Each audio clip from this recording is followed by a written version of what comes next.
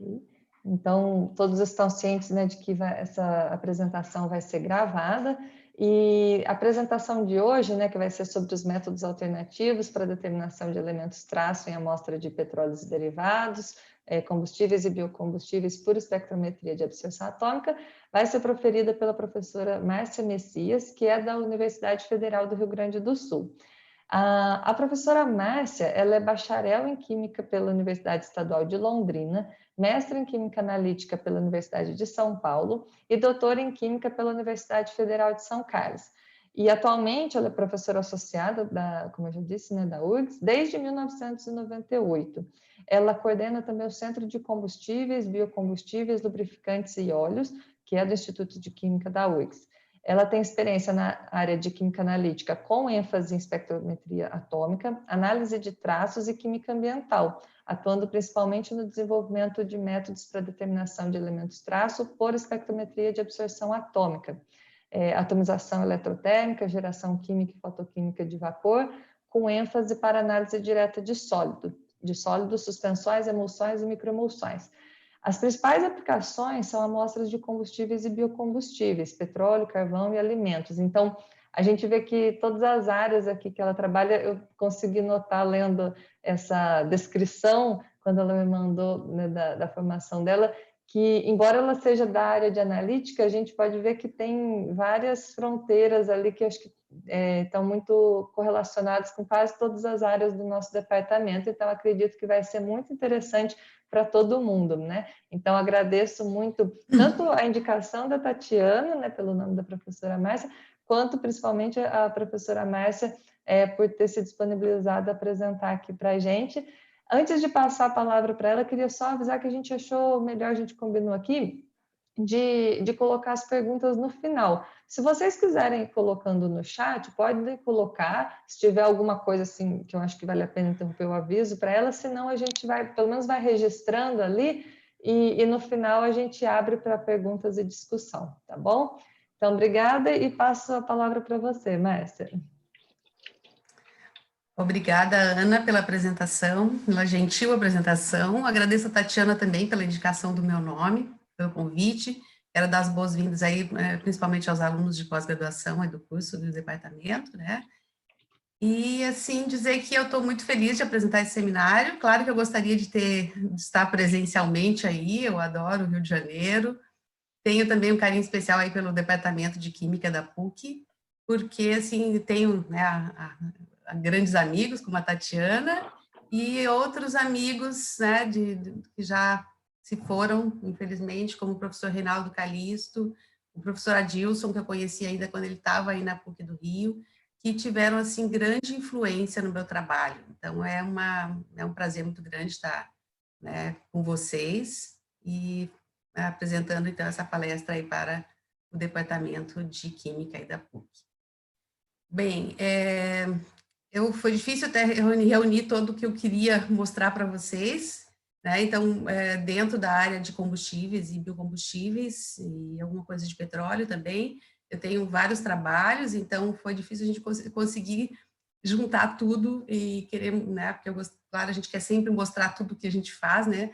Enfim, alguma coisa eu vou ter que passar rápido aqui. Então, vou fazer uma breve introdução aqui sobre a presença de metais, sobre as técnicas utilizadas para determinação e os métodos de preparo, e depois vou me deter mais, então, nos métodos, então, que a gente tem trabalhado, né, no nosso laboratório, nos trabalhos de pesquisa, que é o uso de emulsões e microemulsões, a extração por quebra de emulsão e microemulsão, extração em papel filtro, que são métodos mais recentes, né, que eu tenho trabalhado. Então, eu vou me deter mais nessa parte aqui, e algumas considerações finais.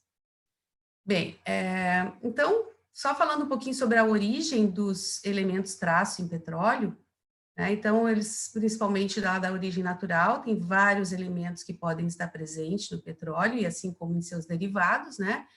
Então, os principais, por exemplo, de grande importância, o níquel e vanádio, que fornecem informações sobre a origem geológica, migração, maturação do petróleo.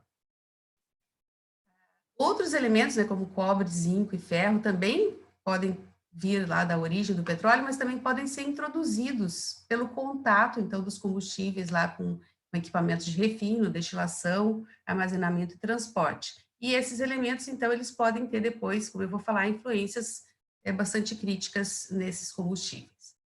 No caso dos biocombustíveis, então, os metais, né, ou outros elementos, podem vir da matéria-prima de produção desses combustíveis, ou também do processo de produção e purificação, né? E alguns ainda podem ser introduzidos depois, né, durante o armazenamento.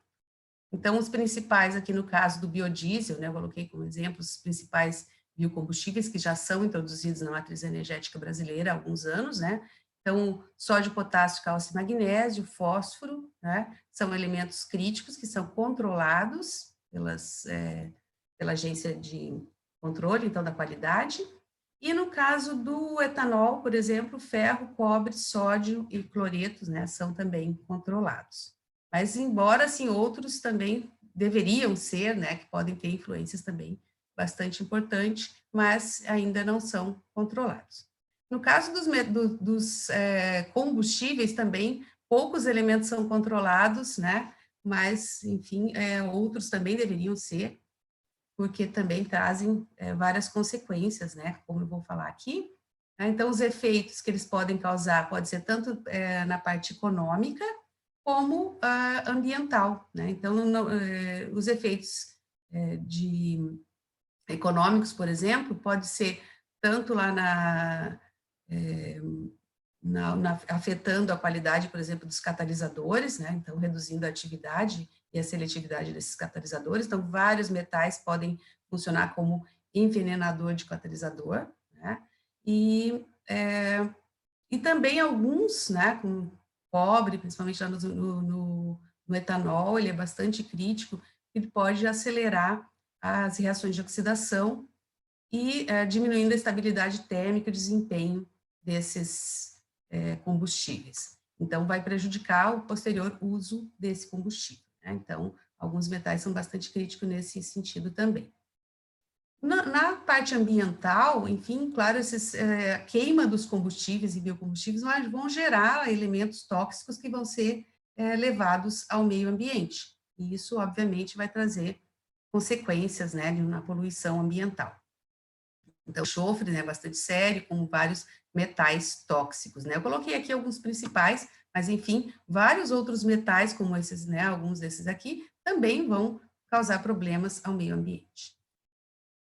Bem, a determinação dos elementos traço em biocombustíveis ela é bastante crítica, porque as concentrações geralmente são baixas, né? Além disso, tem a complexidade da matriz, enfim, vários problemas, né, que podem afetar a determinação desses elementos. Então, as principais técnicas utilizadas são as de espectrometria atômica, como absorção atômica com chama e forno de grafite, e as técnicas baseadas em emissão, né? Então, tanto a emissão com plasma, né, ou com a espectrometria de massa também acoplada ao plasma.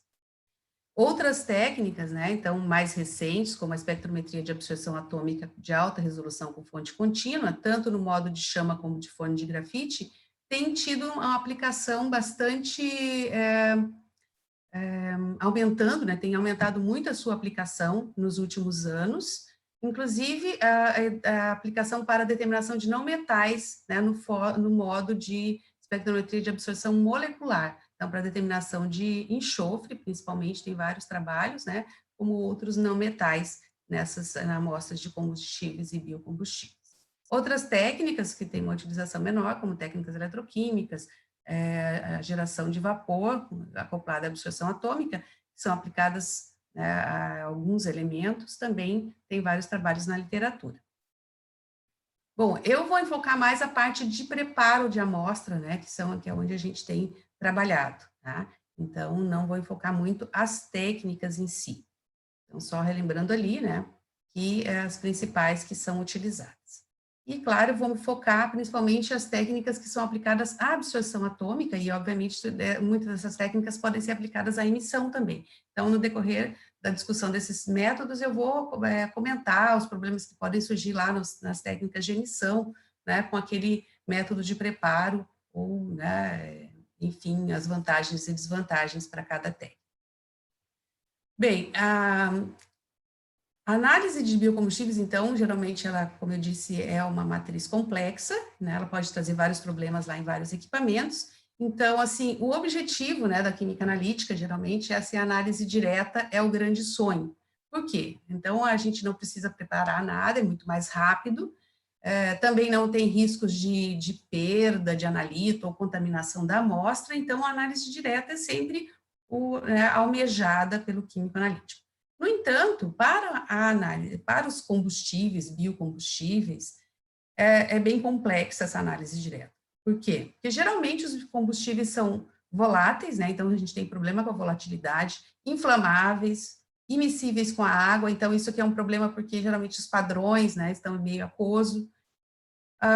Outra coisa é a dificuldade de introdução dessa amostra, então quando a gente pensa em técnicas como a absorção atômica com chama, imagino que os alunos aí conheçam, né, então a gente tem que aspirar, nebulizar a amostra, e isso é bem complicado quando a gente fala de amostras de combustíveis, né, nesse processo.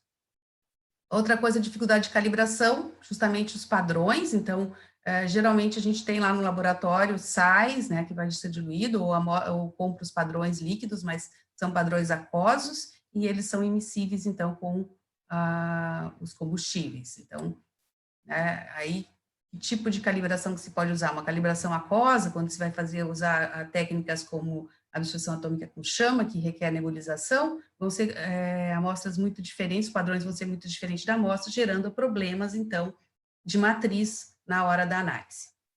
Então, no caso das técnicas de plasma, por exemplo, a gente tem a desestabilização, extinção do plasma, com amostras de combustíveis, né? E no caso da espectrometria de massa, a deposição de resíduos lá nos cones, né? Enfim, a deposição de carbono. Também várias interferências, né, que podem ocorrer. Então, geralmente, a amostra de combustível, ela deve ser tratada, deve ser preparada, né? Então, com exceção, por exemplo, do etanol, né, que é facilmente analisado diretamente lá na absorção atômica com chama, por exemplo, né, todos os outros combustíveis e biocombustíveis, né, e principalmente o petróleo, ele deve ser preparado para que ele se torne, então, adequado para análise nos diferentes tipos de equipamento. Então, os principais métodos é a diluição da amostra com solvente orgânico, a decomposição da amostra com ácidos, né, então, inclusive, existem normas aqui que usam a diluição com solvente orgânico, né, a decomposição com ácido, então pode ser realizada em bloco digestor ou em forno de micro-ondas, só lembrando que as amostras de combustíveis, elas, né, devido ao alto teor orgânico, é bem crítico usar sistemas fechados, né, então muito complicado por um risco de explosão. O método de combustão em mufla ou em frasco de oxigênio, esse sim é utilizado para amostra de combustível, né, então, mas requer, né, várias etapas e muitos cuidados também. E assim existem, então, agora os métodos alternativos que eu vou comentar. Então, o método de emulsão e microemulsão já tem sido utilizado há vários anos, né? Inclusive, um dos primeiros trabalhos é do professor Reinaldo Campos, que a gente cita em vários artigos nossos, né? E esse método, então, assim, ainda não existe uma norma já validada, né? A gente já tem uns trabalhos com validação desses métodos, mas ainda não estão finalizados, mas já existem, então, muitos trabalhos na literatura com a utilização técnica de emulsão ou microemulsão. Bom, aqui eu só trouxe um comparativo, né, entre as três principais aqui que eu comentei, que é a mineralização, a diluição com solvente, né, ou digestão aqui, e as emulsões e microemulsões, né, então, trazendo as vantagens e as dificuldades, né, dessas técnicas. Então, no caso da digestão, a gente tem que o produto final, né, ele é compatível com vários instrumentos, porque a gente obtém uma solução aquosa, né, então livre da parte orgânica, então ela se torna fácil de ser analisada, nebulizada na chama, por exemplo, né, permite calibração, então comparação com padrões aquosos, a curva de calibração é geralmente mais simples de fazer, mas ela tem vários problemas, porque geralmente, principalmente para amostras contendo alto teor de orgânicos, como os combustíveis, ela é muito demorada, apresenta riscos de perda e contaminação, consumo elevado de ácido, então, é um grande teor orgânico, a gente tem vários ácidos lá que vão ter que ser utilizados, né, uma grande quantidade, e isso pode levar à contaminação, elevando, então, os limites de detecção, além da diluição que geralmente ocorre, né? Então, a gente tem que usar uma pequena quantidade de amostra e depois um volume grande de diluição no final. A diluição com solvente orgânico, ela é bem mais simples e rápida do que a digestão, né? E geralmente apresenta um custo baixo, né? Porque os solventes utilizados geralmente são baratos. Mas tem um custo dos padrões orgânicos, porque para fazer a calibração a gente necessita de padrões que sejam solúveis naquele solvente orgânico. Então a amostra vai ser diluída no solvente e o padrão também. Então é necessária a aquisição desses padrões orgânicos, que são geralmente mais caros e menos estáveis do que os padrões inorgânicos, né? Então, existe também problemas da baixa estabilidade dos analitos, porque o metal, principalmente, ele é muito mais estável em meio aquoso e ácido, né? Então, geralmente, quando a gente prepara um padrão aquoso, a gente adiciona um ácido, a baixo pH, e aquele metal se torna muito mais estável naquele meio. Já no padrão orgânico, a gente não tem essa possibilidade de adicionar o ácido, né? Então, os metais, eles tendem a se absorver nas paredes dos frascos e, com o tempo, a gente observa, então, a queda no sinal daqueles elementos. Além disso, a gente tem, então, problemas, às vezes, com a desestabilização da chama, ou, no caso do ICP também, né? Dificuldades instrumentais, né? Então, é necessário uma otimização da composição da chama, da taxa de aspiração, né? E a toxicidade dos solventes também. No caso das emulsões e microemulsões, então ela surgiu o quê? Com o objetivo de superar algumas dessas dificuldades que ocorrem com a diluição com solvente. Então, é um método simples e rápido, permite calibração com padrões aquosos, como eu vou explicar sobre como essas microemulsões e emulsões são preparadas, né? Então, a gente vê que há adição de água, né? Então, né, os padrões aquosos podem ser adicionados nessa fase aquosa. Maior estabilidade dos analitos, porque também é possível adicionar nessa fase aquosa o ácido para estabilizar o analito, né? E as propriedades físicas, elas são mais próximas da solução, o que facilita o ajuste dos parâmetros instrumentais dos equipamentos, né? Assim, como desvantagem, eu trouxe aqui que ela reduz a concentração dos analitos, porque existe sempre uma diluição. Então, em relação à análise direta, a gente tem essa desvantagem. Mas em relação a essas duas técnicas, isso não seria uma desvantagem, porque geralmente a emulsão, ela permite que a gente use uma grande quantidade de amostra e uma pequena quantidade de água e de outros componentes, né? Então, o fator de diluição geralmente é menor do que nessas outras duas técnicas. Então, essa desvantagem seria em relação aos métodos de análise direta da amostra, né? O que não é muito comum para esse tipo de amostra. Então, falando um pouquinho sobre as emulsões e microemulsões, né? Elas são sistemas de dispersão, né? A emulsão, começando falando da emulsão, ela é um sistema formado por dois líquidos imiscíveis, como então o óleo e a água, né? E geralmente a gente tem uma fase dispersa e uma fase contínua. Então, a fase que contínua, que no caso é o óleo, e a fase dispersa é a água, e a gente, então, adiciona geralmente um tensoativo, ou um surfactante, que vai promover a interação entre essas duas fases immiscíveis, fazendo, então, essa emulsão. Então, geralmente, a emulsão ela é instável, ela tem partículas relativamente grandes, e com o tempo ela tende, então, a se separar essas fases, né? Então, a adição do surfactante, ela melhora essa estabilidade, mas geralmente ela não é estável por um grande período de tempo, né? Então, aqui a gente mostra o que ocorre quando adicionamos um surfactante lá nesse meio, contendo óleo e água. Então, o surfactante, ele é caracterizado por ter uma fase apolar e uma cabeça polar, e aí, então, ele pode interagir tanto com a fase aquosa, que é polar, como com a fase oleosa, né, o óleo, que é apolar, tá? Gerando, então, essas micelas. Tá? Então, esse sistema ali fica disperso, né, essas micelas no meio. No caso da microemulsão, então a gente adiciona ainda, além dos líquidos immiscíveis, né, a água e o óleo, né, adiciona-se um co-surfactante. Então, esse co-surfactante, ele promove uma interação melhor, né, ele aumenta, então, ele reduz ainda mais a tensão superficial entre as duas fases, e promove, então, uma melhor solubilidade ali das duas fases, diminuindo o tamanho das partículas. Então, a gente tem agora partículas que variam entre 0,01 a 0,5 micrômetros, e isso faz com que a solução, né, o sistema, não é uma solução, mas o sistema obtido seja transparente e estável. Então, uma vez formada, essas micelas aqui, que são bem menores, né, elas são estáveis no meio, diferente lá do que ocorre na emulsão, que com o tempo a emulsão ela tende a separar as fases. Eu trouxe um exemplo, né, de um trabalho nosso, de uma aluna de mestrado, onde nós investigamos a obtenção de microemulsões, né, de biodiesel, e aqui a gente observa que ela, né, foi utilizada, então, diferentes co-surfactantes, com e sem a presença de um surfactante. Então, a gente observa que, olha, mesmo sem a presença do surfactante, a gente pode obter a emulsão ou a microemulsão. Não sei se vocês conseguem ver bem nessa foto, porque ela ficou, né, como o biodiesel aqui era transparente, então ficou bem, né, ficou muito clarinha as fotos aqui. Ah, mas dá para ver bem, sim. A diferença Tá da rigidez, sim. Uhum.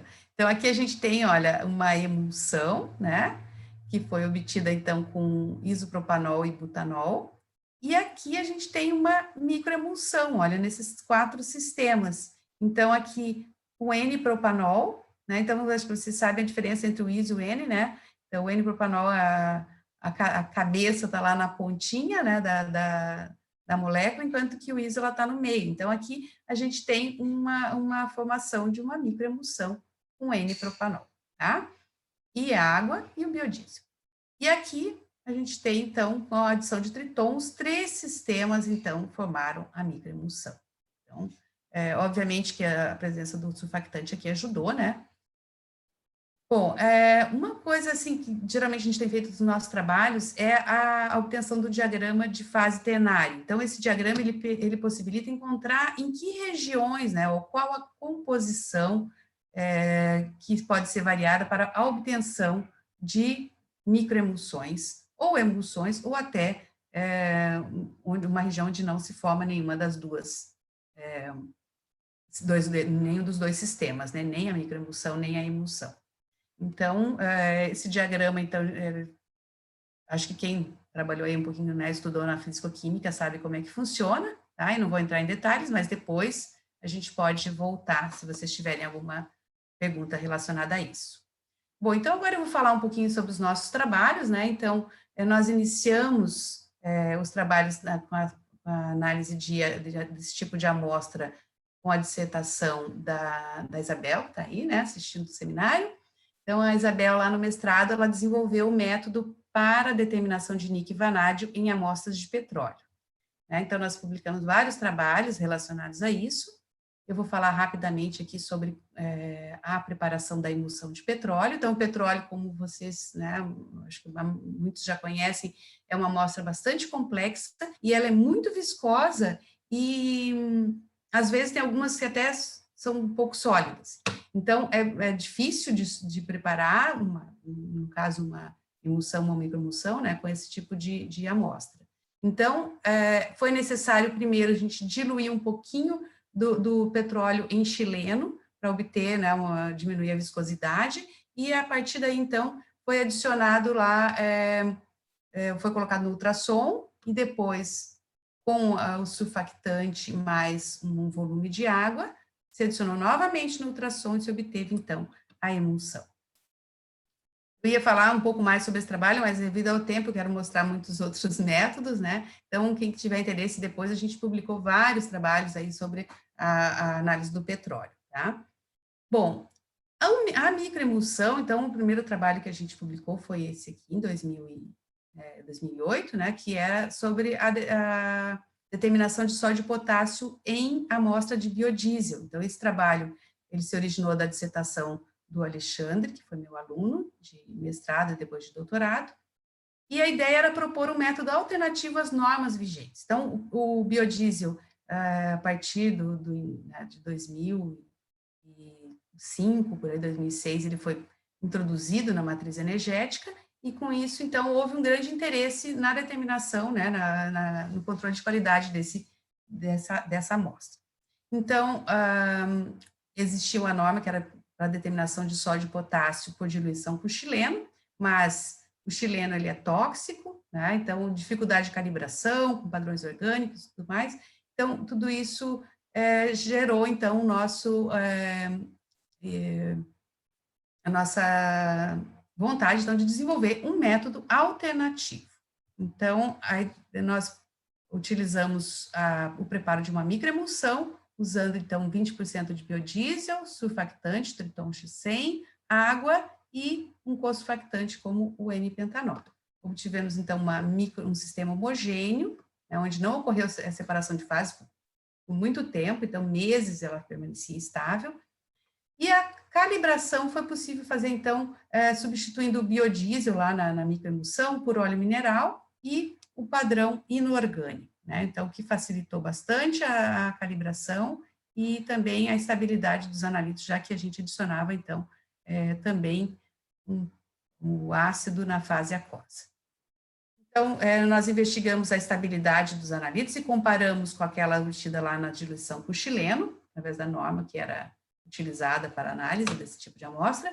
Então, a gente observou aqui, ó, que tanto para todos os dois elementos houve uma queda significativa do sinal em algumas horas, né, depois do preparo da microemulsão, enquanto que, desculpa, da diluição com xileno, enquanto que com o uso da microemulsão, o sinal analítico lá desses elementos permaneceu estável por até 3 dias para o potássio e no mínimo 5 dias para o sódio. Então, esse método foi utilizado para determinação de sódio e potássio em várias amostras, né, principalmente de grupos de pesquisa que estavam desenvolvendo métodos para obtenção do biodiesel, né, rotas de produção, e foi comparado, então, com a norma com xileno. Só assim para salientar que, por exemplo, a gente ter um resultado exato ali com esse método de diluição com xileno, já que o sinal vai caindo com o tempo, né? Então, na própria norma diz que a gente deve diluir a amostra de biodiesel e analisar imediatamente, para evitar, então, que ocorra a queda no sinal analítico. Então, isso é um problema, porque, né, então o analista tem que ficar diluindo e analisando ali direto no próprio laboratório, né, onde está o equipamento, né? Então, diferentemente da microemulsão, da digestão que a gente prepara, pode até preparar num dia e analisar a amostra em outro dia. Bom, com o biodiesel a gente ainda realizou vários trabalhos, então esse aqui foi a dissertação de mestrado de uma aluna, Grace, e nesse trabalho a gente, então, fez a determinação de outros elementos em biodiesel, né, e esses elementos estavam relacionados principalmente a um projeto de armazenamento, né, de biodiesel. Então, onde se analisou a estabilidade do biodiesel ao longo do tempo de armazenamento, e então esses elementos, eles podiam ser críticos na estabilidade do biodiesel. Então, nós desenvolvemos um método, agora a gente buscou fazer uma microemulsão mais simples, com menos reagentes, então a Grace, aquela foto que eu mostrei era do trabalho dela, né? Então, nós observamos que mesmo sem a adição de Triton, era possível obter a microemulsão. Então, nós fizemos uma microemulsão apenas com óleo, com biodiesel, a água contendo ácido nítrico, que é importante para manter a estabilidade dos analitos, e o N-propanol, né? Então, por quê? Por que a gente resolveu retirar o Triton, né, o surfactante? Porque você teria um composto a menos na solução, menos risco de contaminação e também para diminuir o custo. Outra alteração que nós fizemos é o uso do ácido oleico para substituir o biodiesel na curva de calibração, já que ele é mais similar à amostra do que o óleo mineral. Também no trabalho a gente testou a estabilidade dos analitos, né? Aqui, olha, sempre observando que no caso da diluição com xileno, a gente faz o gráfico aqui em horas, né? Então, a gente observou que alguns elementos permaneceram estáveis por 5 horas, mas o ferro e o zinco, a gente observou uma queda significativa no sinal, né, em algumas horas. No caso da microemulsão, olha, os sinais permaneceram constantes, e a gente, então, fez a determinação de vários elementos em vários tipos de amostra, comparando com a técnica de diluição com xileno, obtendo, então, uma boa, enfim, um sinal estatisticamente concordante. Ainda fizemos um trabalho sobre a determinação de todos esses elementos que a gente já havia investigado por espectrometria de absorção atômica com fonte contínua, e então permitindo fazer a análise multielementar sequencial desses elementos, né? Ainda aplicamos para outras amostras, como óleos lubrificantes novos e usados, né, em trabalhos, então, de dissertação.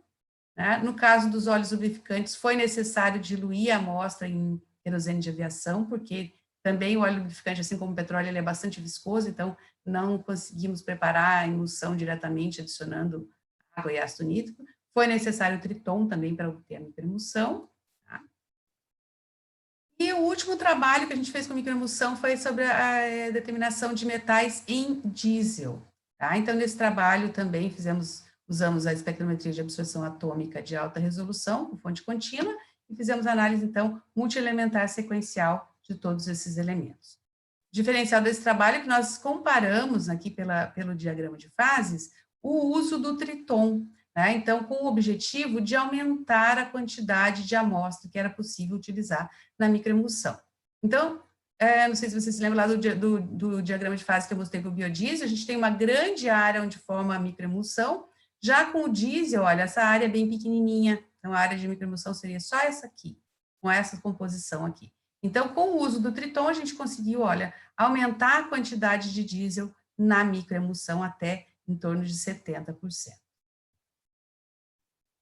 Bom, agora eu vou falar então sobre os métodos baseados em extração e pré-concentração. Tá? Então, os principais, né, métodos de pré-concentração para metais, então é a extração em fase sólida ou extração líquido-líquido. Na extração em fase sólida, então, a amostra ela passa por uma coluna contendo um material, né, um pano funcionalizado, que vai, então, adsorver seletivamente o analito, deixando passar os interferentes. Após, então, toda a amostra passar pela coluna, esse analito é eluído, né, então, com um solvente adequado. No caso da extração líquido-líquido, geralmente o mais comum é o uso de um funil de separação. Então, a aplicação mais convencional é para extração de metais a partir de solução aquosa. Então, a gente usa um grande volume de solução aquosa, um pequeno volume, assim, necessário geralmente adicionar um complexante para formar um complexo do analito, que vai ser extraído para uma fase orgânica onde esse complexo teria maior solubilidade ou afinidade. Né? Então, a gente pré-concentra, né, o analito lá numa fase orgânica. Então, o método que eu vou mostrar para vocês aqui é um método de extração induzida por quebra de emulsão ou de microemulsão, que seria uma extração líquido-líquido ao contrário. Né? Então, lá a gente tem a extração a partir de uma fase aquosa, aqui nós temos a extração a partir de uma fase de óleo. Então, nós temos uma amostra de combustível ou biocombustível contendo o analito, e vai ser feita, então, uma extração desses analitos para uma fase aquosa. Né? Então, é uma extração, né, líquido-líquido ao contrário. Tá? Então, o primeiro trabalho proposto com essa técnica foi proposto pelo professor Ricardo Cassella, da Universidade Federal Fluminense, aí do Rio também, e ele tem, então, uma série de trabalhos, né, envolvendo esta técnica. Tá? Então, aqui está mostrando aqui o preparo de uma emulsão, geralmente é a obtenção em duas fases, né, dessa técnica. A gente primeiro prepara uma emulsão e depois faz a quebra dela, né, através, então, de algum mecanismo que permita, então, a extração do analito aqui. Então, nesse trabalho aqui, que esse primeiro trabalho, ele conseguiu pegar, por exemplo, 10 ml de amostra e transferir os analitos para 2 ml de fase aquosa, obtendo um fator de pré-concentração de 5 vezes.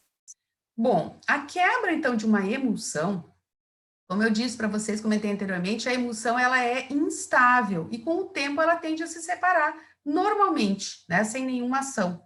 Então, se eu deixar uma emulsão em descanso, com o tempo ela vai separar as suas fases. Mas isso pode demorar alguns minutos, como horas, né, depende da composição da emulsão.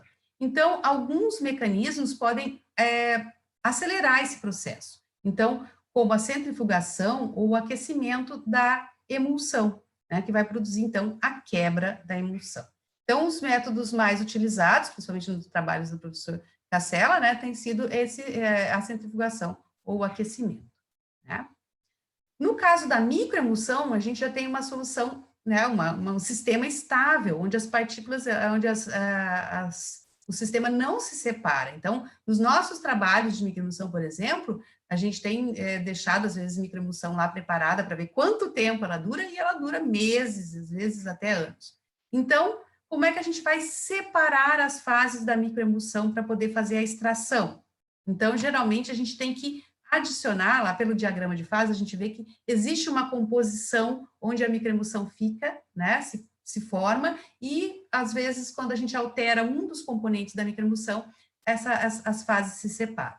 Então, é baseado nesse princípio, né, que a gente faz a quebra da microemulsão. Então, a gente adiciona, por exemplo, né, o mais comum, como eu vou usar água como extrator, eu vou adicionar mais um volume de água para que ela ultrapasse aquela barreira lá no diagrama de fases, né, da formação da emulsão. Então, aqui a gente está mostrando as etapas, né, então, primeiro, a formação da microemulsão, né, e a posterior adição de água, por exemplo, para promover a quebra da microemulsão e obter, então, o extrato aquoso. Então, nós temos 2 trabalhos relacionados, e agora já estamos desenvolvendo um terceiro, né? Então, no primeiro trabalho, nós aplicamos a extração, a quebra da emulsão, né? Extração, para determinação de cobre, ferro e chumbo em amostras de gasolina. Então, nesse trabalho, a gente produziu a emulsão, né? Da gasolina. As condições de obtenção e de quebra dessa emulsão foram feitas por otimização multivariada, e a gente observou o quê? Que tanto o triton como o ácido nítrico, eles foram importantes na obtenção da emulsão, mas eles não, a concentração deles não foi importante na quantidade de analito extraído, né? Já a temperatura, como mostra aqui no gráfico, olha, né, esse aqui é um exemplo para o cobre, ela foi bastante significativa na intensidade do sinal, né, de extração. Então, foi necessário realizar uma temperatura. Na verdade, assim, a temperatura ela não foi necessária para a quebra da emulsão, porque essa emulsão ela era bastante instável, então ela se quebrou rapidamente, ela se separou as fases rapidamente, mas a temperatura foi importante no processo de extração do analito. Então, o extrato obtido nessas condições aqui, a gente adicionou 2 ml da solução extratora, contendo triton e ácido nítrico. No entanto, o volume final do extrato era 3,5 aproximadamente.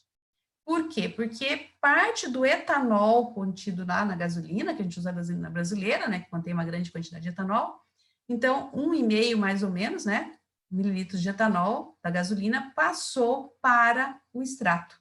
Então, o nosso extrato ele continha água e também o etanol. Então, nós avaliamos a eficiência da extração e conseguimos extrair de 80% a 89% dos elementos. Bom, devido, então, a essa composição que não era só a água, por exemplo, né? E também a eficiência da extração que não foi de 100%, nós utilizamos a calibração por matrização, né? Então, como é que funciona isso? A gente preparou uma microemulsão contendo os padrões orgânicos e uma amostra de gasolina que não continha os metais, então, livre dos analitos, que foi previamente analisada, né? Enriquecida com padrões inorgânicos. E fizemos a quebra e analisamos, então, o extrato lá para realizar a curva de calibração. Tá? Então, aqui, na comparação com a calibração externa, que seria sem realizar, né, o procedimento de quebra de emulsão, a gente observa que tem uma diferença na sensibilidade, isso é óbvio, porque no caso da curva por matrização, a gente teve aquela pré-concentração, né, então pegou a amostra, mais os analitos, e extraiu para uma fase aquosa, que era um volume bem menor, né, então dividindo aqui os coeficientes ou as sensibilidades, a gente obtém o fator de pré-concentração. Então, observando que, assim, na verdade, a gente poderia obter o fator de pré-concentração considerando a diferença de volume, mas como a extração não era 100%, obviamente, o fator de pré-concentração também não seria exatamente o esperado, né? Bom, essa técnica foi aplicada, então, para várias amostras, somente foi encontrado ferro, né, em várias delas, e em uma delas foi encontrado cobre e chumbo. Bom, O segundo trabalho que a gente realizou foi com a quebra de microemulsão, nesse caso foi aplicado para a determinação de metais em nafta, e para a obtenção da microemulsão, aqui no caso nós realizamos o diagrama de fases, né, para ver a região que se formava a microemulsão. Escolhemos, então, uma região onde a gente pudesse utilizar um grande volume de amostra, né, e um pequeno volume dos outros componentes para se obter, então, um fator de pré-concentração, né, quando se fizesse a quebra. Então, aqui está a microemulsão formada, com adição de água ultrapura, então 300 microlitros. Então, o volume de volume de solução aquosa aqui, ó, na verdade, a gente adicionou somente ácido nítrico, 7 mol por litro, e propanol, né, N-propanol e a amostra. E depois, para a quebra da microemulsão, foi adicionado, então, 300 microlitros de água. O extrato obtido foi em torno de 3 mililitros, sendo que aqui a gente tinha 250 de água lá adicionados, 250 microlitros no início, de ácido nítrico, né, que é a fase aquosa, e foi adicionado mais 300, então dava um total de 550 microlitros. E o volume final foi 3 ml. Então, claro que o que estava ali completando era o N-propanol, né, que passou também parcialmente para a fase aquosa, devido à solubilidade, então, desse meio. Então, avaliamos a eficiência, obtivemos a eficiência de 82% a 100%, então melhor do que no trabalho anterior de emulsão, né? E comparamos, então, aqui vários métodos de calibração. Então, a calibração externa foi feita com a simulação do extrato, então, tendo ácido nítrico e água, e propanol, né? Já que a gente tinha um grande volume de propanol já junto. Na curva com matrização, então, foi utilizada uma amostra livre de analíticos, onde foi adicionado o padrão inorgânico, né? E para a gente poder comparar aqui as sensibilidades, então, as curvas com padrão externo foram corrigidas para o fator de pré-concentração, né? Para que a gente pudesse, então, comparar. Uma vez que, claro, que a calibração externa teria uma sensibilidade muito menor, né? Então, a gente observou que para o chumbo e o níquel, a gente teve uma boa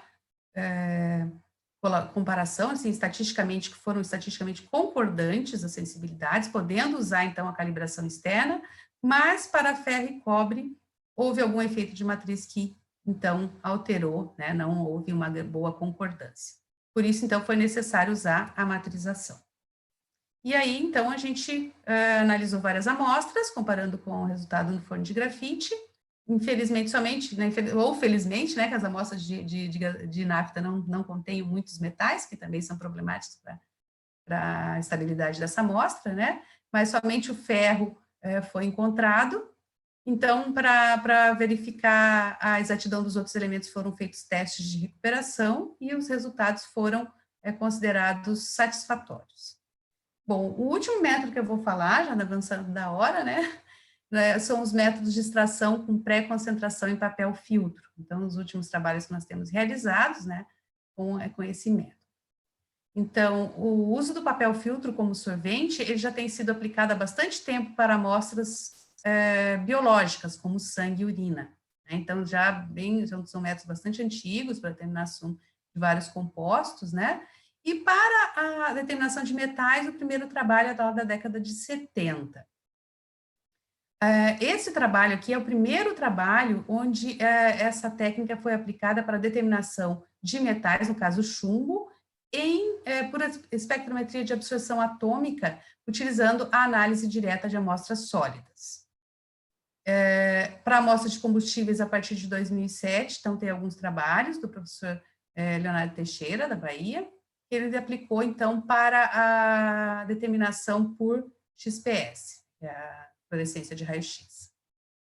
Mas em trabalho em forno de grafite, né, assim, aplicação para combustível em amostras usando a técnica de absorção atômica com forno de grafite, nosso trabalho é o primeiro, né, que foi referente à dissertação do meu aluno Leandro Colli.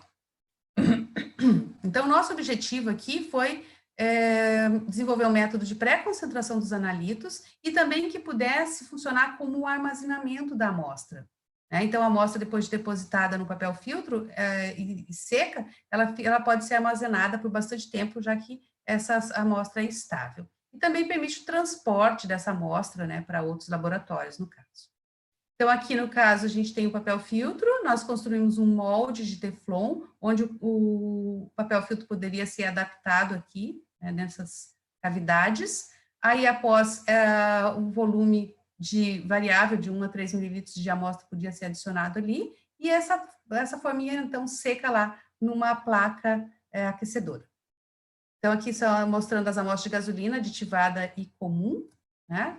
A temperatura branda, né? Então, em torno de 45 graus por 30 minutos.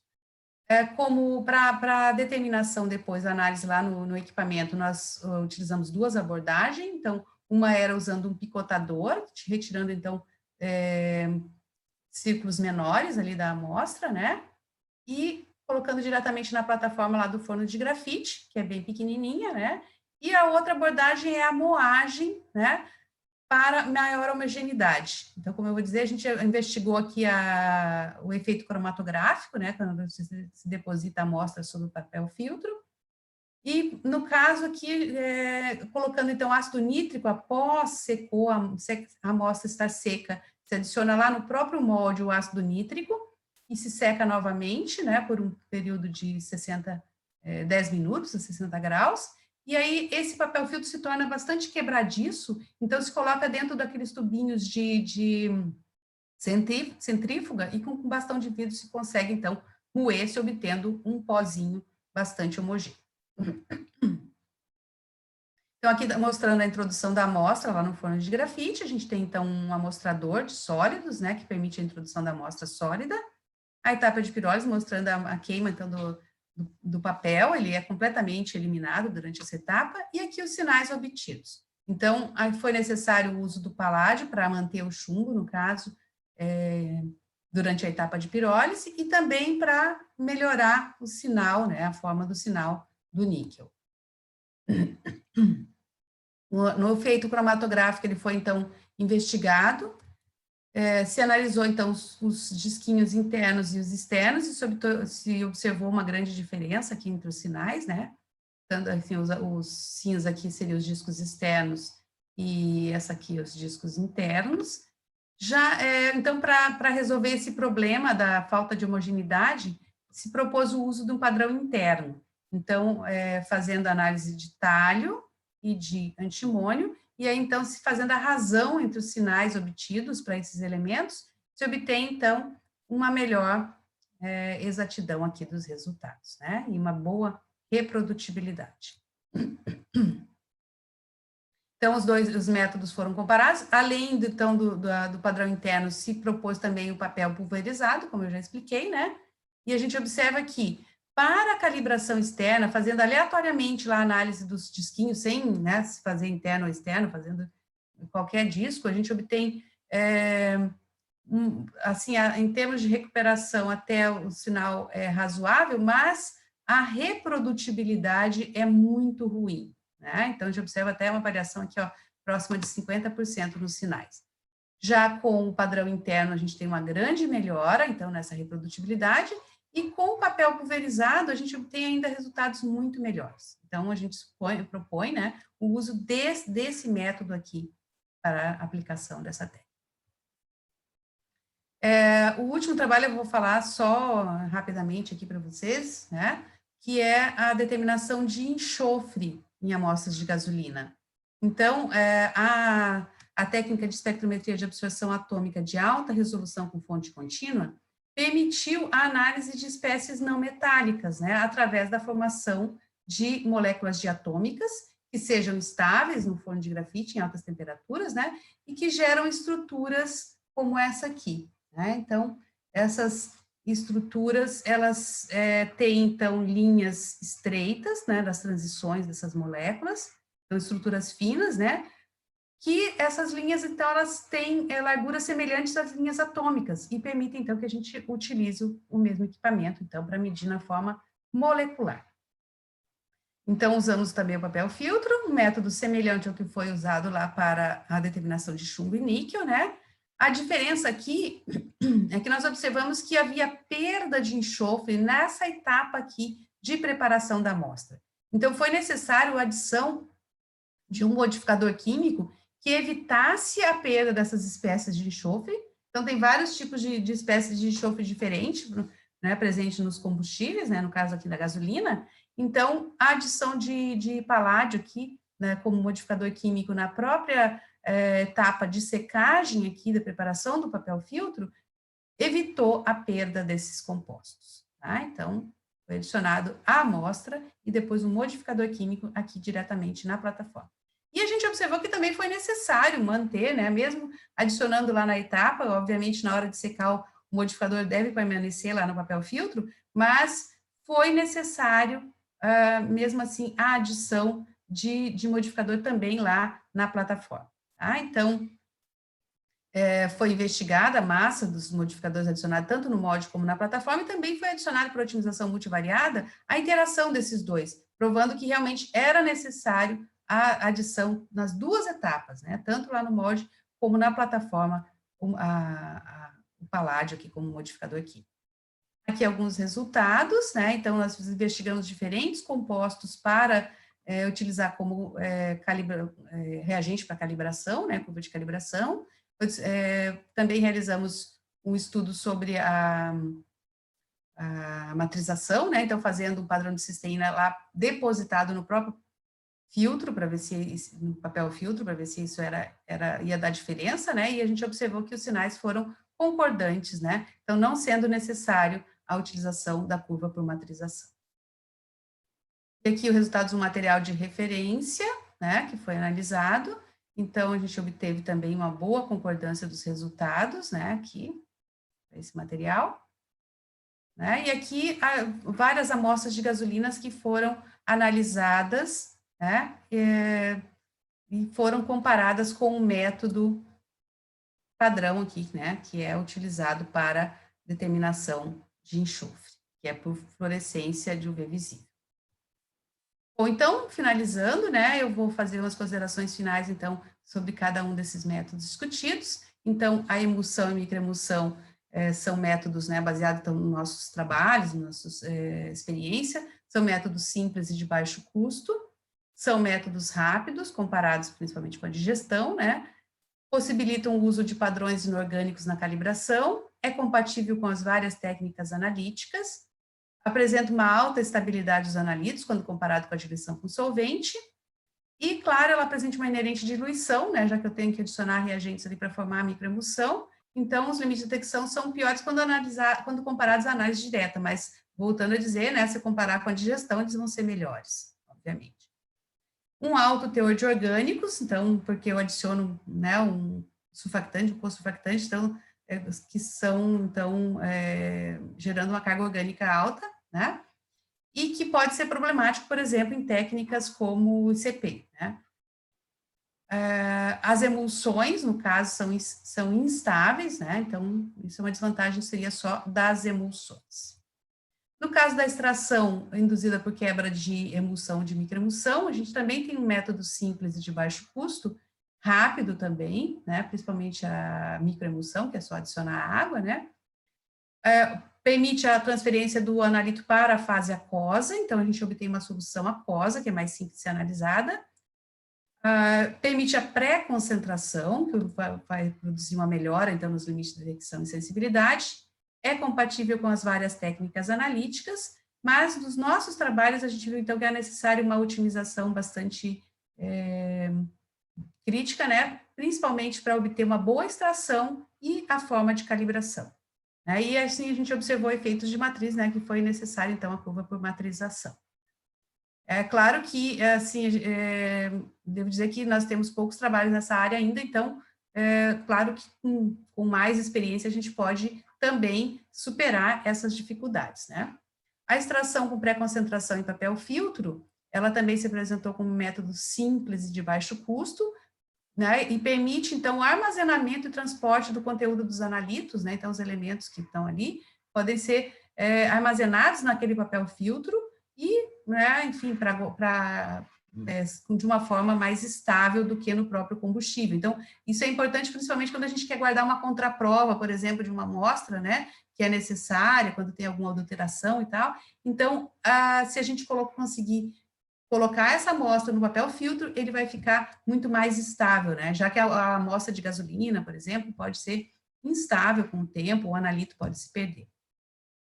É um método rápido, principalmente se a gente usar a análise direta do papel picotado, né, que não requer mais uma etapa com adição de ácido nítrico. Permite a pré-concentração e, por isso, a melhora no limite de detecção e sensibilidade. O papel filtro moído, ele apresentou uma excelente precisão, né, também limite de detecção ótimos e boa sensibilidade. Mas a gente observou, então, esse problema do efeito cromatográfico, né, necessitando a técnica do padrão interno para corrigir, ou, né, o método de fazer o papel filtro moído. E, infelizmente, não é compatível com várias técnicas, né, já que a gente faz análise direta da amostra sólida nesse caso. Então, eu agradeço aos meus alunos de pós-graduação, né, os que atuais, os que já se formaram, que muito ajudaram em todos os resultados obtidos, né, apresentados nesse trabalho, ao Centro de Combustíveis, aos meus amigos, né, minhas amigas lá do grupo de análise de traços, os alunos, né, do grupo de análise de traços, e também agradeço a presença, então, a audiência aí dos alunos do curso de pós-graduação em Química da PUC do Rio. E obrigada a todos os presentes. Nós que agradecemos, parabéns, Márcia, pela apresentação, pelo belo trabalho. Acho que agora a gente pode abrir aqui para perguntas, quem quiser fazer perguntas. Você vê que no chat todo mundo ficou quietinho, não sei se é porque eu falei para vocês deixarem para o final as perguntas, talvez tenham preferido deixar para agora, né? Mas fiquem à vontade para perguntar, seja através do chat ou também abrindo o microfone, fiquem à vontade. A Daniela e a Raila estão parabenizando, que gostaram bastante da apresentação. Bom, obrigada. Se ninguém vai começar, às vezes a gente precisa começar, sabe, para eles se animarem, sabe, Márcia? Então, eu vou fazer uma pergunta, né? Como eu sou da fisicoquímica, gosto bastante dessa parte, vou perguntar justamente sobre isso, porque eu vi que vocês fazem os próprios diagramas de fase, pelo que você me mostrou, né? E aí, então, eu queria saber um pouco de como que vocês fazem, porque a gente sabe que é uma coisa que é bem trabalhosa, né? Você determinar vários pontos. Então, eu queria saber se você pudesse contar um pouquinho sobre como é essa parte, se vocês fazem realmente o diagrama todo ou fazem só uma região e quais técnicas, né? Se é só a turbidez e a estabilidade ou se vocês caracterizam por mais alguma outra técnica. Se puder contar, porque é uma parte que me interessa, que eu fiquei curiosa para saber. Sim. Eu vou deixar aqui, vou mostrar o diagrama. Então, uns que sofrem lá, né, fazendo esse diagrama, que é um trabalhoso. Bom, se você que é da parte de fisicoquímica deve saber, a gente, então, tem um sistema trifásico, né, como esse aqui, por exemplo, onde a gente tem 3 componentes. Então, a gente geralmente fixa dois, né, um deles e varia outros 2, né? Claro que a gente geralmente tem uma ideia da região. Então, o importante é saber essa região de desestabilização. Fronteira ali, né?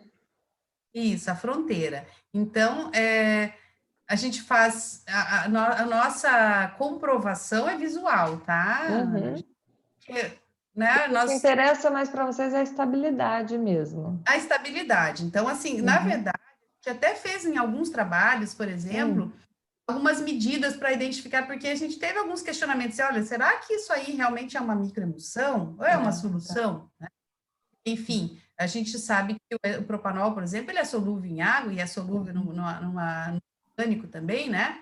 Mas aí a gente tem a formação de emulsões, né? Então, aquela solução turva que né, caracteristicamente, a gente... Indicava, né, que tinha separado de fases, né? Que é uma emulsão. Então, a gente fez alguns trabalhos, nós tentamos medir tamanho de partícula para comprovar que era realmente uma microemulsão, mas os tamanhos de partículas são muito pequenos, a gente não tinha os equipamentos adequados, não foi muito, assim, possível, né? Entendi. Mas aí a gente, em dados da literatura, existem trabalhos de fisicoquímica mostrando que esses, né, 3 componentes, principalmente o ácido nítrico, propanol, biodiesel, principalmente o formam... ácido nítrico, né? E aqui, olha, mas do ponto de vista prático é isso. Então, a gente observa visualmente quando forma a emulsão, microemulsão, tá? E aí a legal. gente, então, fixa um dos componentes e varia outros 2, né? E por peso. Então, é feito por fração mássica, né? Então, a gente vai pesando os componentes ali, né? E então, você faz isso ali do lado da balança, né? Que vai adicionando, vai pesando. E, assim, importante também a temperatura, né? Então, você tem que manter uma temperatura estável ali, porque... Senão, ao invés de ser um triângulo, vai ser um prisma, né? Então, assim, a temperatura, ela pode influenciar nessas bordas aqui, né? Tá? Então, com certeza. daí os alunos aprenderam, enfim, agora um ensina o outro, então em todos os trabalhos a gente tem vários, né? Aqui, ó, o outro. Eu notei que tinham vários, por isso que eu fiquei curiosa, mas legal. E eu sei que é bem trabalhoso mesmo ficar pesando amostra por amostra ali na balança, mas legal, vale a pena para vocês identificarem. E acho que, como você falou, né? Talvez no trabalho de vocês não vale a pena ficar buscando o tamanho ali da micela e tudo mais, porque o objetivo é saber onde que você vai ter esse comportamento diferente, né? Então, isso visualmente você já vai ter. Legal. Sim, então, a gente busca fazer também, porque com o diagrama eu sei, por exemplo, olha, em que região eu posso trabalhar, né? Então, vou aplicar para esse, claro, varia com o tipo de amostra, obviamente, né? Mas para esse tipo de amostra, quando eu quiser fazer outros analitos, enfim, eu não preciso repetir o diagrama, né? Porque o diagrama é uma amostra e os reagentes, né? Então, eu sei que em região eu posso trabalhar, se se a concentração é alta, eu posso trabalhar com menos amostra e mais água, né? Então, eu sei quanto eu posso de cada componente. E outra coisa assim, porque eu posso fazer isso na tentativa e erro, né? Mas se eu Não é uma trabalhar, por forma exemplo, numa muito região... inteligente, né? Melhor fazer já com o mapa na mão, né? Sim, sim. E um experimento que enriquece também o Enriquece, trabalho, com né? certeza. Não, eu gostei muito de ver. Acho que é legal até para os alunos verem, né, como que o trabalho tem interface aí com outras áreas também. Eu gostei Exatamente. Então, a bastante gente de usa lá ver. os conhecimentos de físico-química, né, para melhorar aqui os nossos resultados. Legal, legal. O diagrama de fase é isso, Então, é como se pessoal, fique fosse bem... um mapa, né? Então, se você até pode, você quer chegar num lugar, você pode ir tentando, ir buscando, batendo de casa em casa, né? Mas se você tiver o endereço, o mapa, um GPS, então você vai chegar muito mais rápido, né? Então vale a pena. Com O diagrama de certeza. fase é isso. Eu vi que deixa eu ver, alguém levantou a mão, eu esqueci quem foi, a Lívia.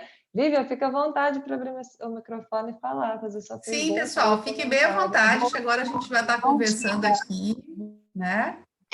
Primeiro, parabenizar a professora, porque foi muito interessante, coisa que quem está em analítica avançada agora, acabou de ver na prova da G1, essa parte estatística, né? E é porque eu cheguei um pouco atrasada, eu não sei se chegou a comentar, eu acho que ficou mais como uma curiosidade para mim, porque eu nunca tinha ouvido falar sobre microemulsões. Emulsão é muito comum, até no nosso dia a dia, só que a microemulsão eu nunca tinha ouvido falar. E aí eu fiquei curiosa de saber como surgiu essa ideia de fazer microemulsões para aplicar no laboratório. E durante a apresentação, como ficou falando muito de emulsão e microemulsão, aí eu fiquei com essa dúvida, eu não sei se falou no início, eu que não peguei, ou se falou durante, eu continuei não pegando, aí eu fiquei com essa dúvida, essa curiosidade mesmo. Como surgiu a ideia, Lívia? É isso que você quer saber?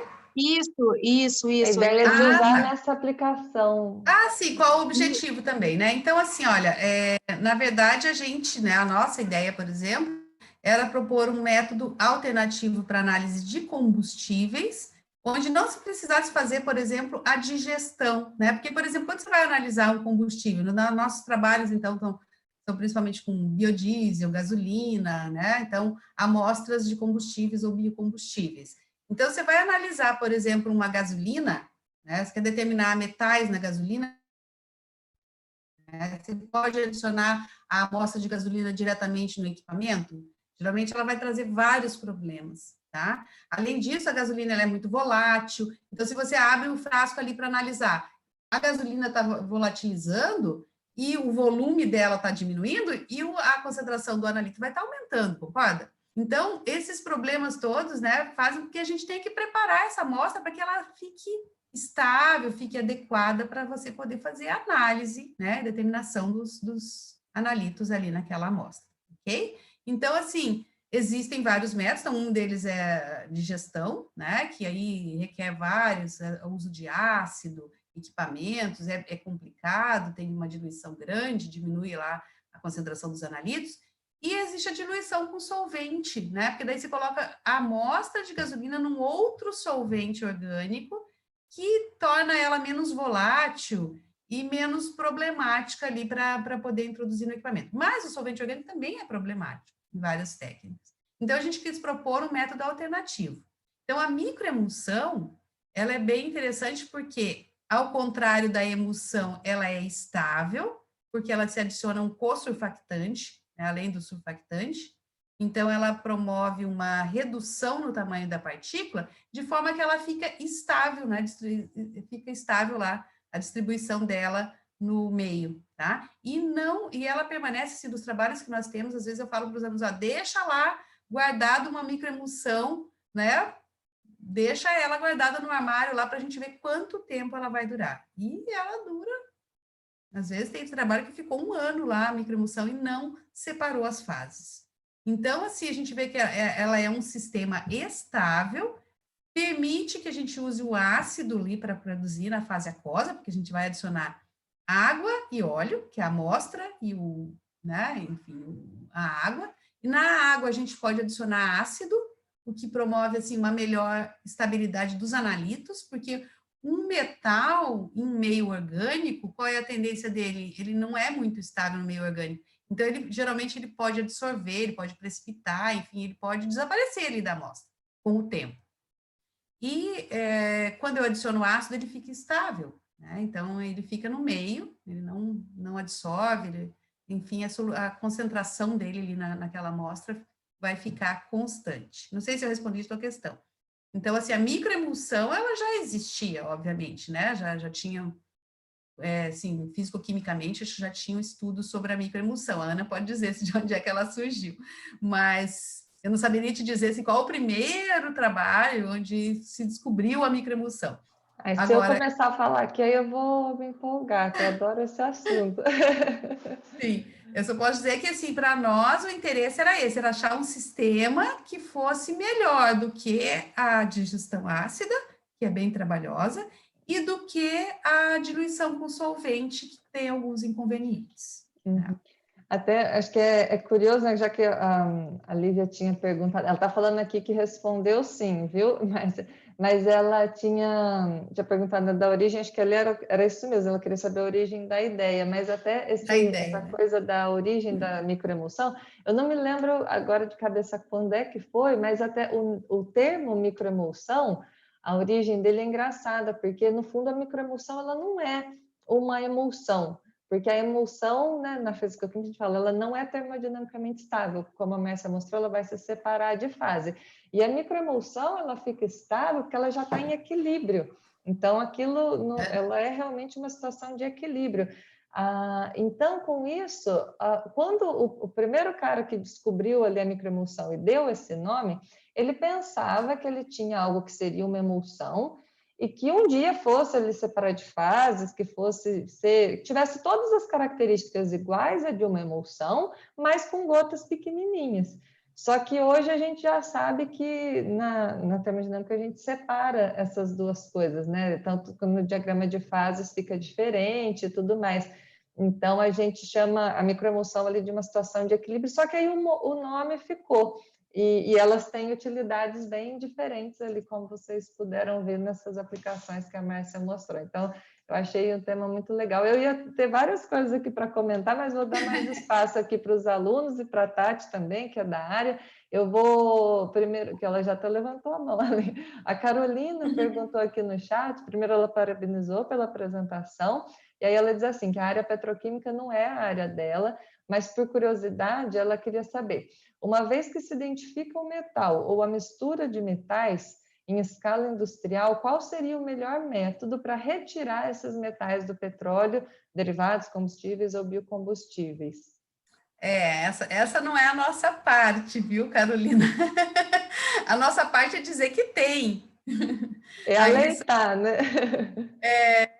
mostrar que tem o metal, né? E que, então, assim, existem, obviamente, métodos, mas Uhum, eu sei, por exemplo, no caso do enxofre, né? Hoje em dia se retira o uhum, enxofre dos combustíveis, uhum. né? Aí tem que ver Isso tudo depois. é um processo lento. Então, assim, primeiro a gente tem que mostrar que ele existe, depois a gente tem que mostrar qual é o problema que ele causa, né?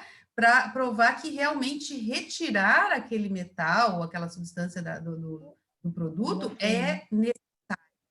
Porque se não for mostrar primeiro toda essa parte inicial, imagina que a indústria petroquímica não vai querer, né? É uma etapa a mais, é uma complicação, é um problema para eles. Então, eles só vão partir para retirar depois que se a gente conseguir provar, né? Daí né, isso vai da nossa parte, provar que aquela substância realmente é crítica, né? Uhum. Então, assim, por exemplo, principalmente na parte dos metais que são introduzidos no armazenamento, na produção, então, isso aí sim a gente tem como controlar, porque aí você pode, por exemplo, usar outro método de produção, outro método de purificação que não agregue esse elemento, ou outro sistema para outro componente lá nos tanques de armazenamento para evitar a contaminação. Então, é mais nesse sentido, é a gente tentar evitar, né, que a presença daqueles metais apareçam ali. Porque retirar realmente não é uma coisa tão simples, né? É bem complicado. Legal. Tá? A Tatiana também levantou a mão. Pode perguntar, Tatiana. Não, na verdade, eu queria complementar a questão da microemulsão, né? Eu até quase interrompi antes de você fazer a pergunta da outra menina.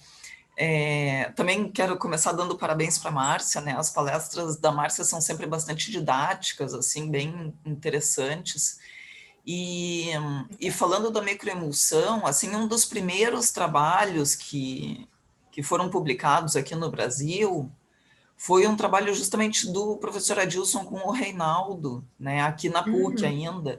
Eu não lembro, eu tenho ele aqui, mas não fui abrir agora para Não procurar é aquele com a Ivana, da que era Ivana? É esse do aqui? sistema de 3 componentes que eles chamam. Isso, é esse aqui, ó, de 93, né? Isso, isso, a Ivana Silva. Uhum, O Reinaldo, exatamente. Esse foi um dos primeiros trabalhos. Então eles foi. chamaram assim, eles chamaram de É de sistema de solução de 3 componentes. porque eles não queriam, eles não fizeram estudos, claro, para saber se era uma microemulsão ou se era emulsão. Acho que o nome ainda estava no início, essa Sim. denominação. Uhum. E aí eles propuseram fazer esse preparo de amostra, né, para combustíveis. Mas não tinham, sei lá, se não tiveram condições ou se não, né, não tinham como definir Uhum. exatamente que sistema era esse. Então, eles deram. Não é tão fácil, né? Como eu disse, a gente tentou, mas não conseguiu também chegar numa conclusão, sabe? Num trabalho, até foi um trabalho aquele a gente usava Triton, inclusive, né? Que era com óleo lubrificante. E então tinha toda a característica de microemulsão, mas houve um questionamento, não sei se foi no artigo ou na banca, e aí a gente tentou fazer e não conseguimos resultados assim claros que realmente, né, não conseguimos medir o tamanho das partículas nos vários equipamentos que a gente tentou utilizar. E aí não Isso é conseguimos. E às vezes ali não valeria a pena naquela época, né? Eles queriam propor um método, o nome ali exato. não fazia tanta A gente quer a diferença, né? aplicação, né? Sim. E E aí, até aí nesse trabalho a gente, como não conseguiu comprovar, nós usamos o termo solução de 3 componentes.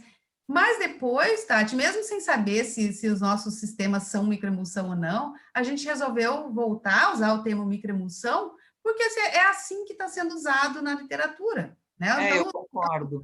na nossa área, que publique, que utilize esse sistema. Que eles foram pioneiros, né? Não queriam arriscar ali também. Exato, Né? é isso que Exatamente. eles não queriam Exatamente. se comprometer. Quer dizer, a gente também não sabe, porque eles não estão mais aí, nenhum dos três está vivo para contar a história. Mas que pena, né? a gente não sabe se, de repente, eles falaram e aí os referias... Pode ser. Porque isso acontece, né? Como a Márcia falou, às vezes na banca ou lá os avaliadores do artigo falaram, não, vocês não podem falar isso se vocês não provaram. E essa é a questão da interdisciplinariedade, né? Da gente se aproximar um pouco mais do pessoal da fisicoquímica para desvendar essas coisas que a gente não tem, esse conhecimento mais aprofundado. Né? Então, eu acho que isso é uma questão importante de passar para os alunos de pós-graduação, que são essa audiência, né? O pessoal que está assistindo esse seminário, que a gente precisa essa troca com as outras áreas, né? Porque não dá mais para ficar tão fechado na nossa área. A gente precisa migrar para as outras áreas e colaborar com as outras áreas, né? Para ter trabalhos mais... Com certeza. A gente assim, trabalha até mais, se tiver interesse em algum momento, né, ou algum referir implicar com vocês, a gente trabalha justamente com caracterização aí dos coloides. Então, olha que legal. Se precisar em rede alguma coisa, pode entrar em contato com a gente também. Então, nossa, essa ideia de fazer os diagramas surgiu até no primeiro trabalho de microemulsão que a gente fez, né, que era com a Alex, porque a gente fazia em colaboração com a professora lá que é da analítica, inclusive, mas que ela trabalhava no laboratório de fisicoquímica, ela era da área de eletroquímica, e tinha vários fisicoquímicos que trabalhavam com ela, e aí ela nos sugeriu, vamos fazer o diagrama e tal, e a gente, então, começou a fazer, e a partir agora daí, já tem um monte, né? A gente faz em quase todos os trabalhos, assim, sabe? Teve mais uma pergunta aqui. Desculpa, Tati, pode continuar. Antes de você passar para a próxima pergunta, mais uma coisa que eu queria comentar em relação a isso é justamente para os alunos, né, que a gente precisa isso, a gente precisa migrar, não precisa migrar para outra área, mas precisa colaborar com outras áreas. Para enriquecer o trabalho, a gente com certeza vai ter, né, um conhecimento muito mais abrangente do que na aplicação ali, né? Uma coisa que eu queria também chamar a atenção, assim, que o pessoal que está assistindo, né, a quantidade de trabalho que o grupo da Márcia faz e essa interdisciplinariedade dos trabalhos, né, que vai pegando a colaboração com outros grupos para tentar entender e tentar propor coisas novas, porque a pesquisa é isso, a pesquisa não é a gente ir para o caminho mais fácil, né? E é isso que a gente vê muito, assim, por parte dos alunos. O cara começa a ter dificuldade, ele desiste do trabalho e já quer fazer um outro trabalho que vai ser mais fácil. Só que trabalho fácil não publica. Exatamente. Não adianta repetir o que as outras pessoas já fizeram. Tem que inovar. Se for fácil, vai estar todo mundo fazendo igual, e aí não vai dar novidade. Exatamente. E aí depois o cara fica, mas é difícil publicar, não sei, eu não estou conseguindo publicar artigo, mas, claro, não teve a persistência de investigar um problema mais complexo. Mais a fundo, né? Exato. Então, essa é uma mensagem que eu quero deixar assim, para o pessoal, que tem que investigar. Quando o negócio não dá certo, é que a gente tem que ir atrás e tentar desvendar o problema, e não desistir e passar por um trabalho mais fácil. É verdade. E vou fazer aqui a pergunta já surgiram duas perguntas aqui enquanto a gente discutia. O Tiago perguntou, ele disse assim, fiquei curioso sobre a diminuição rápida das concentrações de sódio e potássio, dentre outros, na preparação da amostra com xileno. Há alguma ideia do mecanismo envolvido nessa perda? Olha, o que diz a literatura, né, é que o principal mecanismo aqui é a adsorção do metal nas paredes do frasco. Tá? Então, porque assim, o meio orgânico, ele não é, como eu vou dizer, o metal não fica estável naquele meio orgânico, né? Então, a tendência dele realmente é com o tempo e se absorvendo e, né, sumindo da solução, né? é o que diz a literatura. A gente realmente não foi investigar onde é que foi parar o metal, né? Nós só fizemos a medida, assim, ao longo, né, do tempo aqui, e nós temos feito em vários trabalhos esse estudo de estabilidade, e realmente ocorre a perda, assim, dos metais em meio orgânico. Isso também em vários trabalhos ele é reportado.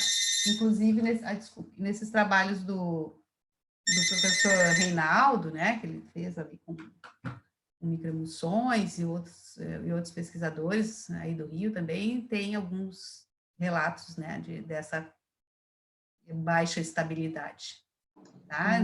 Acho que era isso que eu tinha que falar. E a Gabriela está te parabenizando também pela apresentação, e ela queria saber qual a concentração de surfactante que vocês costumam usar para a formação das microemulsões. Ela não sabe se passou despercebido, mas ficou curiosa sobre. Acho que aí depende do diagrama, né? Depende. É que, assim, geralmente, no diagrama, o que a gente faz, né? A gente já parte de uma concentração, assim, o que a gente, na nossa experiência, assim, a gente busca um meio, assim, uma sugestão que já tem na literatura, né? Então, a gente nunca vai partir, assim, do zero, né, Gabriela? Então, a gente sempre vai partir já de algum trabalho, né? Então, a gente pega dados da literatura e investiga se aquelas condições, né, realmente podem ser melhoradas ou se, né? Então, aqui, por exemplo, olha, o Triton, a gente usou 14%, né, massa lá na solução. Então, a gente tinha uma solução, né, com essa concentração e era adicionada depois, aqui na microemulsão. Varia bastante, né, em outros trabalhos. Mas naquele ali dá para ver que é bastante, né? Que acho que às vezes para ter uma ideia, né? Por exemplo, que no caso aqui é óleo em água, então a água tem que tá ali disperso, né? É só 8%, é menos água até do que surfactante, e ainda tem aquele tantão ali de co-surfactante, né? Então uma quantidade grande, né? Para formar microemulsão, geralmente precisa de bastante mesmo, bem mais do que... Eu não mostrei esse aqui. Eu não mostrei aqui, olha, mas assim, a gente não investigou, nesse caso, somente o co-surfactante, sabe? A gente adicionou junto, ó, o surfactante e o co-surfactante, e o biodiesel e a água separada, né? Então, talvez até pudesse ser usado menos surfactante aqui, tá? Mas a gente fez, então, uma solução contendo os dois, e essa solução foi variada. E acho que nos outros trabalhos também a gente fez assim. Claro que depois, né, por exemplo, a gente usou o co-surfactante somente, esse era o primeiro trabalho do biodiesel, a gente usou o surfactante, né, e o co-surfactante, mas depois, nesse aqui, que também é com biodiesel, a gente já não usou mais o surfactante, porque nós vimos que ele não era necessário, né, então, assim, por quê? Porque dissolver o Triton, né, 14%, é meio chatinho, tá, ele é muito viscoso, então tem que chacoalhar bem, então realmente é pior, então usar o Triton nesse caso não traz nenhum benefício. Agora, algumas microemulsões, como a dos óleos lubrificantes, foi necessário usar o Triton, né?